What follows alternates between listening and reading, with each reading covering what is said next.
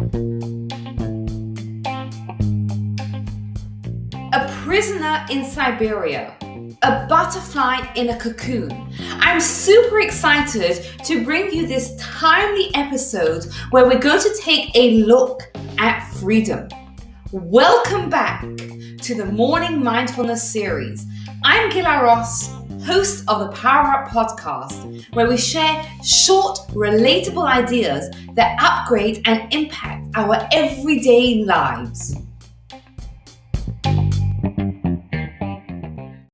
Yosef Mendelevich was a prisoner in communist Russia. Now, a month before Pesach, he got this crazy harebrained idea that he was going to have a Passover Seder. Now, by some sort of miracle, he happened to have a postcard. And on the postcard, there was a drawing of the Seder, so he knew what he had to have. And on the side of it, there was the 15 steps of the Seder night written out. But where on earth was he going to get the supplies for the Seder night from? So what was he going to do for the wine? He had some raisins that his father had given him 10 years previously, and he put them in a bottle together with, every single day, they would give the prisoners a teaspoon of sugar. Now, all the other prisoners, they would eat it right away to get the nourishment, but not Yosef. He would put it together with the raisins and some water, and he hoped that by the time Pesach came around, he would have wine. But what was he going to do for Mara, for the bitter herbs? So interestingly enough, there happened to be a flu outbreak just beforehand. And the Russians heard that onions helped, so they gave the prisoners onions. And Yosef, even though he hadn't had a vegetable for so long, took his onion and he put it in some water because he wanted it to sprout some vegetables, and from that he would have some maror. And at that point, the Russians were still allowing them in matzah. So he had matzah, and it came on the day of Pesach, and he asked one of the prison wardens if he could give them a newspaper. And on the newspaper, he drew a picture of the Seder plate, and he took all these supplies that he had collected over the past month, and he had a Seder night in Siberia. Now, Yosef was a prisoner, but he was free, because freedom is self-determination. Freedom is the capacity to rise above our innate emotions. It's the capacity to rise above our instinct and respond and react differently. Freedom is not letting others define us.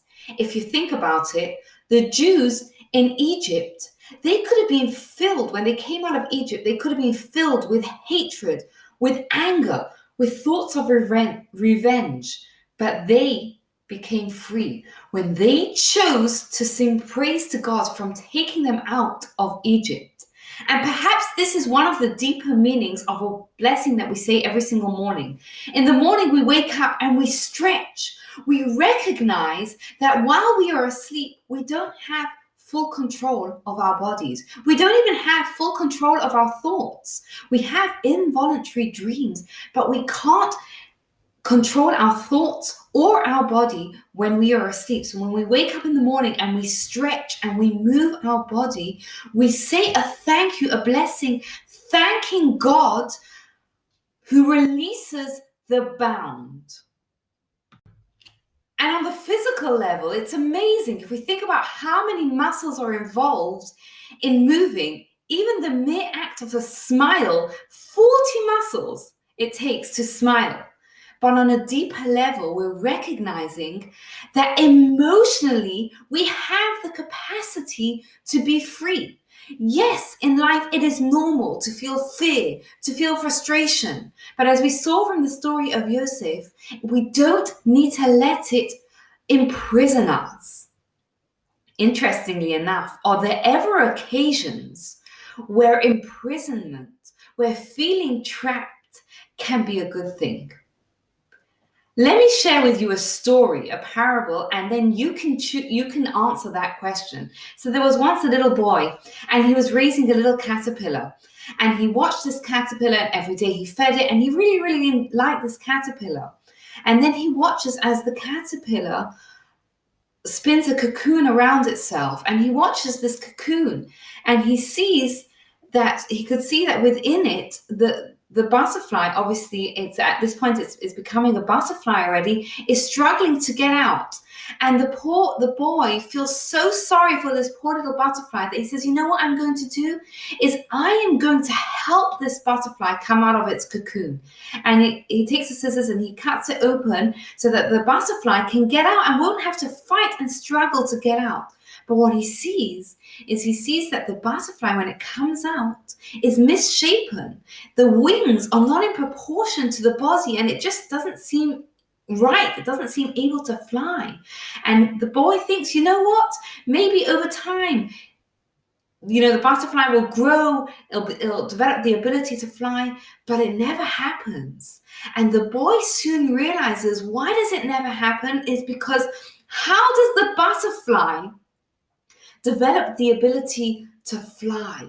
It only develops the ability to fly when it struggles as a caterpillar to get out of that cocoon, because that is how it builds its strength. That is how it develops its ability to fly. And that, the butterfly, is an analogy for us. Yes, we may want life to be smooth sailing, and there are times definitely when life is smooth. But we have challenges as well. And those challenges, they build us. When we struggle against it, that is how we learn to fly. So when we wake up in the morning and we stretch, let us remember that we have the ability to be free on a physical level. Thank God. God gave us the ability to move. And on an emotional level, God gives us the ability to rise above our innate emotions, to make choices that rise above what our instincts are telling us to do, and to truly be free.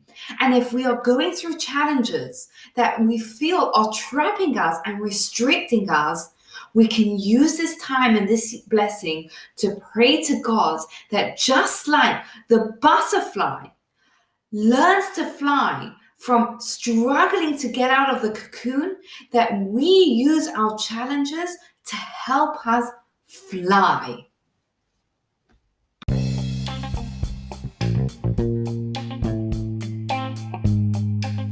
Thank you for taking the time to listen.